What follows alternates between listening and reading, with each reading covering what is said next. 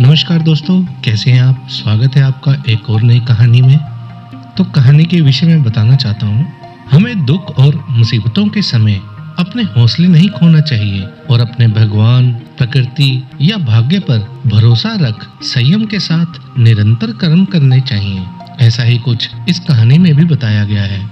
एक अमीर व्यक्ति था। उसने समुद्र में अकेले घूमने के लिए एक नाव बनवाई और छुट्टी के दिन वह नाव लेकर अकेले समुद्र की सैर करने निकल पड़ा।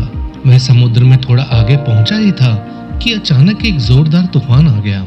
उसकी नाव पूरी तरह से तहस-नहस हो गई, लेकिन वह लाइफ जैकेट के साथ समुद्र में कूद गया। जब तूफान शांत हुआ तब वह तैरता-तैरता एक टापू पर जा पहुंचा, मगर वहां भी कोई नहीं था। टापू के चारों ओर समुद्र के अलावा कुछ भी नजर नहीं आ रहा था। उस आदमी ने सोचा कि जब मैंने पूरी जिंदगी में किसी का कभी भी बुरा नहीं किया तो मेरे साथ भी बुरा नहीं होगा। उसको लगा कि ईश्वर ने मौत से बचाया है तो आगे का रास्ता भी वही दिखाएगा। धीरे धीरे वह वहां पर उगे झाड़, फल, पत्ते खाकर दिन बिताने लगा, मगर अब धीरे धीरे उसे लगने लगा था कि वह इस टापू पर फंस गया है। मगर अब भी ईश्वर पर उसका भरोसा कायम था। उसने सोचा, इतने दिनों से मैं इस टापू पर मारा फिर रहा हूँ, क्यों ना यहाँ एक झोपड़ी बना लूं। पता नहीं अभी और कितने दिन यहाँ बिताने पड़े। पूरे दिन लकड़ियाँ और पत्ते वगैरह इकट्ठा कर उसने झोपड़ी बनानी शुरू की। रात होते होते उसकी झोपड़ी बनकर तैयार हो गई थी।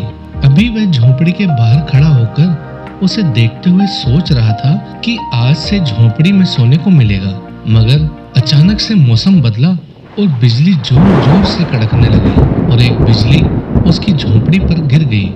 उसके देखते ही देखते झोपड़ी जलकर खाक हो गई। यह देखकर वह व्यक्ति टूट गया। उसने आसमान की तरफ देखकर बोला, हे ईश्वर, ये तेरा कैसा इंसाफ है? तूने मुझ पर अपनी रहम की नजर क्यों नहीं की? मैंने हमेशा तुझ पर विश्वास बनाए रखा। फिर वह इंसान हताश और निराश होकर सर पर हाथ रखकर रोने लगा। अचानक ही एक नाव टापू के पास आई।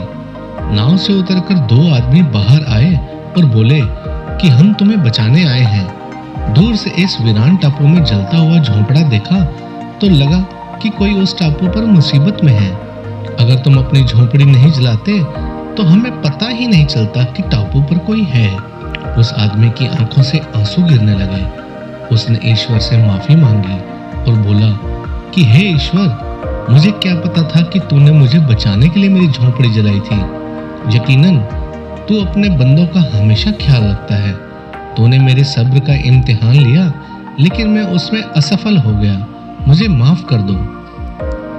अगर आपको ये कहानी अच्छी लगी तो कृपया हमारे चैनल को सब्सक्राइब कर लीजिए और नोटिफिकेशन बेल के आइकन को प्रेस कर दीजिए ताकि हमारी आने वाली लेटेस्ट कहानियाँ सबसे पहले आप तक पहुँच सकें।